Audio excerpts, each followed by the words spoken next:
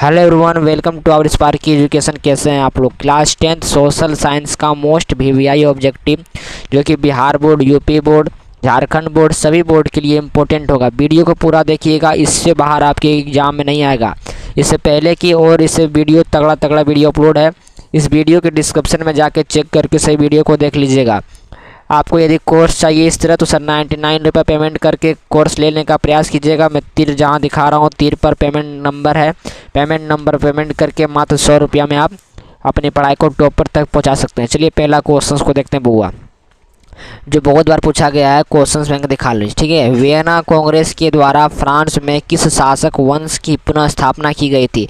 जो कि सर आप एग्जाम बहुत बार आ गया कि वियना कांग्रेस के द्वारा जो था वो फ्रांस में किस शासक वंश की पुनः स्थापना की गई थी, आपको बताना है। तो चलिए मैं थोड़ा सा इसको डार्क मोड कर लेता हूँ ताकि कोई डिस्टर्ब ना करे। चलिए तो इसका आंसर क्या हो जाएगा? तो इसका आंसर हो जाएगा सी में क्या है देख लीजिए, ठीक है। वंश था, कौन वंश था? तो बुर्बो वंश था, बुर्बो, ठीक है, बुर्बो वंश था। एक्ट ऑफ यूनियन किस वर्ष पारित हुआ था? तो एक्ट ऑफ यूनियन जो था वो सर 1707 में या 1688 में या 1788 में या ऑप्शन में 1807 में बताइएगा। तो एक्ट ऑफ यूनियन कब लागू हुआ था? तो ऑप्शन नंबर बी क्या हो जाएगा? एक्ट ऑफ 1707 में, ठीक है, याद रखिएगा। जो एग्जाम में बहुत बार पूछा गया है। रूस में कृषक दास प्रथा का अंत कब हुआ था?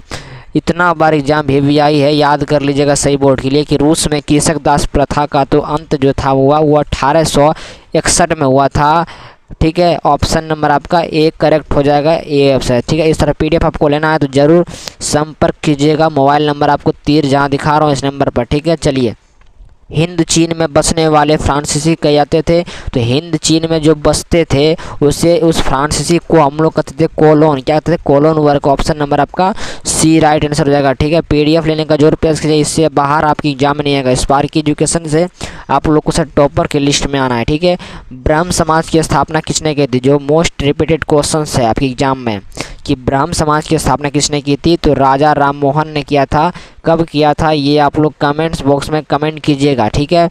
सोशल साइंस का most VVI objective question, safety lamps का आविष्कार किसने किया था बुआ? तो सर सेफ्टी लैंप्स का आविष्कार जो किया था वो कौन था? तो बोलिए, तो हम्फ्री डेवी ने। क्या था? हम्फ्री डेवी ने। कब किया था? तो ये आप लोग कमेंट कीजिएगा, ठीक है। कमेंट्स में सर दिक्कत नहीं आनी चाहिए। क्या है? मुंबई में सर्वप्रथम सूती कपड़ों के मिलों की स्थापना तो याद रखिए 1854 में, भूलना नहीं है। देख लीजिए ऑप्शन में है, हाँ बिल्कुल होगा। 1854 नहीं है, देखिए 1854 इसमें नहीं है तो आपको याद कर लेना है, इसमें ऑप्शन गलत है, ठीक है। मैं बता देता हूँ तो इसका आंसर क्या आ जाएगा? 1854। मुंबई में सर्वप्रथम सूती कपड़ों का मिल जो था वो 1854 ईस्वी में किया गया था। यहाँ ऑप्शन छूट गया है, यहाँ 51 की जगह पर 54 कर लीजिए, बाकी ये सही हो जाएगा, ठीक है। चलिए पीडीएफ में जब लीजिएगा तो सर आपको ये सब सुधार मिल जाएगा। वाष्प चलित रेल इंजन किसने किया था? तो ये तो अपना थॉमस न्यूकॉम्ब किया था, ये जेम्स वाट किया था, या जॉर्ज स्टीफन किया था, या रॉबर्ट फुल्टन ने किया था? ये कमेंट्स करके बताइएगा। तो वाष्प चलित रेल इंजन का क्या थॉमस न्यूकॉम्ब ने किया था? ऑप्शन नंबर आपका ए, ठीक है। चलिए, औद्योगिक क्रांति सर्वप्रथम किस देश में हुई थी? तो आपको पता हुआ इंग्लैंड में ही औद्योगिक क्रांति का सर्वप्रथम हुआ था, ठीक है। अगला क्वेश्चन, चलिए सब्सक्राइब जो नहीं किए इस चैनल को सब्सक्राइब जरूर कीजिएगा ताकि आपको पढ़ाई के लिए बेहतर नॉलेज मिल सके। कौन सा सामाजिक वर्ग बुद्धिजीवी वर्ग के रूप में उभर कर आया? तो कौन सा सामाजिक वर्ग बुद्धिजीवी वर्ग के रूप में उभर कर आया था? तो मध्यम वर्ग था, ठीक है। ऑप्शन नंबर ए, याद करते चलना है, जो याद नहीं हो इसे कॉपी में नोट्स डाउन कर लेना है, ठीक है बुआ। चलिए, गार्डन सिटी की अवधारणा किसने विकसित की थी? तो गार्डन सिटी की अवधारणा एडवेनर हावर्ड ने किया था, एवेनेजर हावर्ड ने किया था गार्डन सिटी की अवधारणा, ठीक है। चलिए याद कर लेना है सबको। मगध साम्राज्य की प्राचीनतम राजधानी कहाँ स्थित है? तो मगध साम्राज्य की प्राचीनतम राजधानी कहाँ स्थित है बुआ? तो आपका राजगिरी में। क्यों ये सब जो है स्पार्की एजुकेशन यानी कि मेरे चैनल पर आपको फ्री वीडियो अपलोड कर रहा हूँ। जब आप पेड कोर्स में बैच ले लीजिएगा तो आपको लाइव रिकॉर्डेड नोट्स पीडीएफ 1 साल तक के लिए मिलेगा। तो आप सर मात्र 100 रुपया में आपको टॉपर की जैसी पढ़ाई होगी तो ज़रूर लेने का प्रयास कीजिएगा, ठीक है। चलिए, तो ऑप्शन नंबर आपका बी सही हो जाएगा। चलिए, पटना में गोलघर किस उद्देश्य से बनाया गया था? तो पटना में जो गोलघर है वो सर अनाज रखने के लिए बनाया गया था। ऑप्शन नंबर आपका सी बुआ हो जाएगा, ठीक है।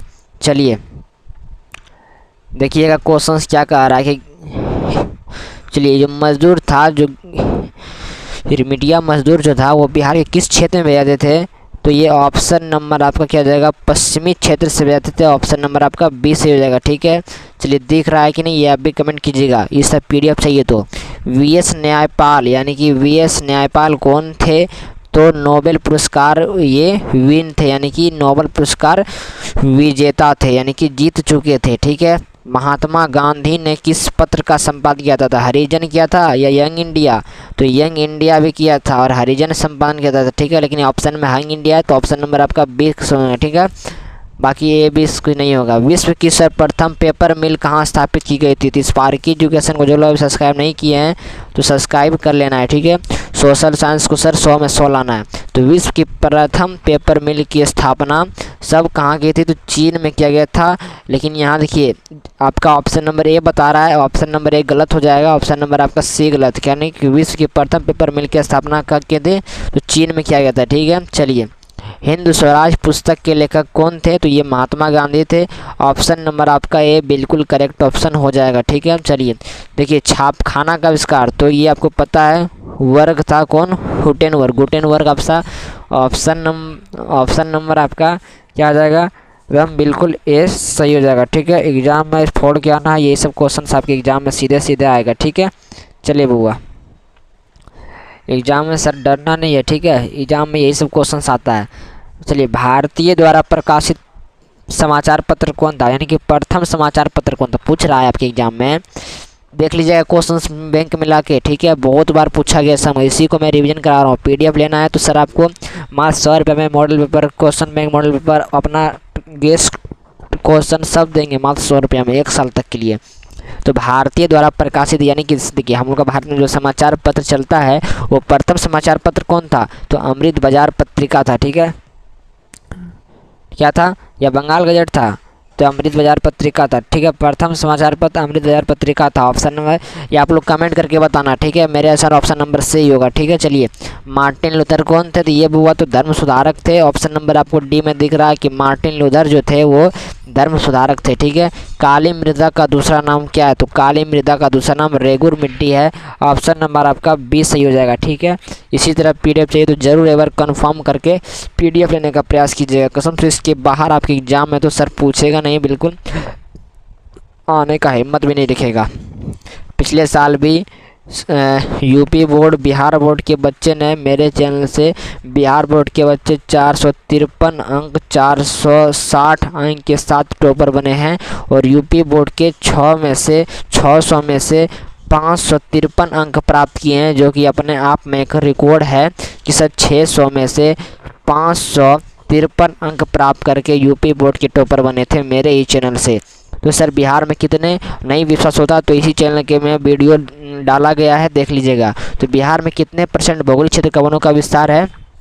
तो 7.1 है, जो कि इसको हर हालत में याद कर लेनी है, जो कि सब एग्जाम में आता है। ठीक है, भारत के किस राज्य में वन का सबसे अधिक विस्तार है हुआ? तो भारत में सर मध्य प्रदेश जो राज्य है ये वनों का सबसे बड़ा विस्तार है इसमें वनों का, यानी कि यहाँ जंगल बहुत है, यानी कि मैंग्रोव से। ठीक है, चलिए, आयुर्वेद का जनक किसे कहा जाता है? तो चरक को कहा जाता है।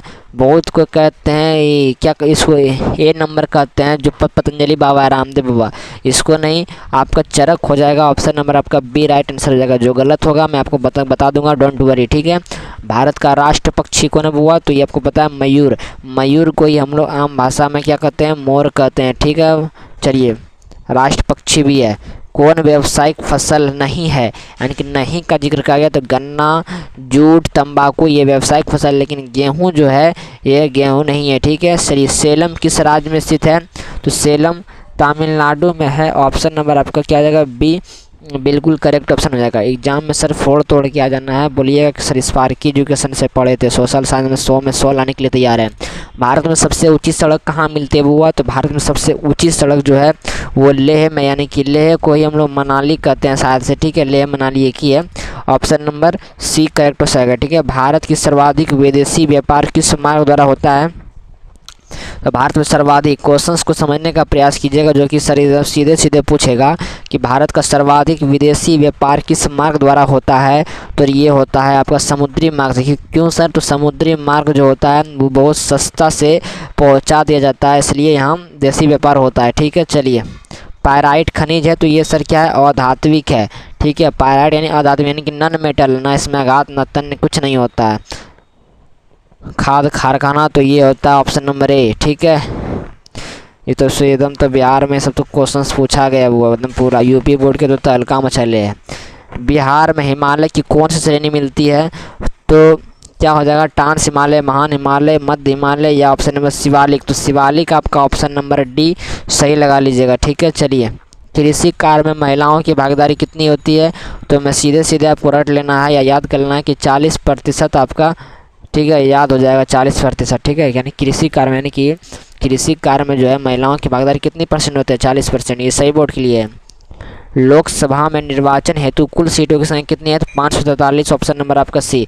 मुंह पर याद लेना है ये सब क्वेश्चन कि लोकसभा में निर्वाचन जो कुल सीटों की संख्या है वो 543 आपका राइट आंसर हो जाएगा, जो कि ऑप्शन नंबर आपको सी में है। ठीक है, और ये सभी एग्जाम में पूछा गया क्वेश्चन है। ठीक है, आधुनिक युग में क्या क्वेश्चन है कि आधुनिक युग में प्रत्यक्ष लोकतंत्र कहाँ स्थित है, तो आधुनिक युग में प्रत्यक्ष लोकतंत्र जो है ये सर आपका स्विट्जरलैंड में, यानी कि स्विट्जरलैंड क्या कहते हैं इसको सर पता नहीं। ठीक है, स्विट्जरलैंड, चलिए स्विट्जरलैंड बोल दीजिए इसको। चलिए, सांप्रदायिक राजनीति आधारित है, तो सांप्रदायिक धर्म पर आधारित है। ऑप्शन नंबर देखिए, हाँ देखिए, सांप्रदायिक राजनीति यहाँ धर्म जाति क्षेत्र पर तीनों होगा, इसलिए ऑप्शन नंबर आपका डी हो जाएगा। लेकिन यहाँ डी में इनमें से कोई दिया नहीं है, तो सबसे अच्छा आपका ऑप्शन नंबर ए, इनमें से सभी रहेगा आपके एग्जाम में। ठीक है, चलिए।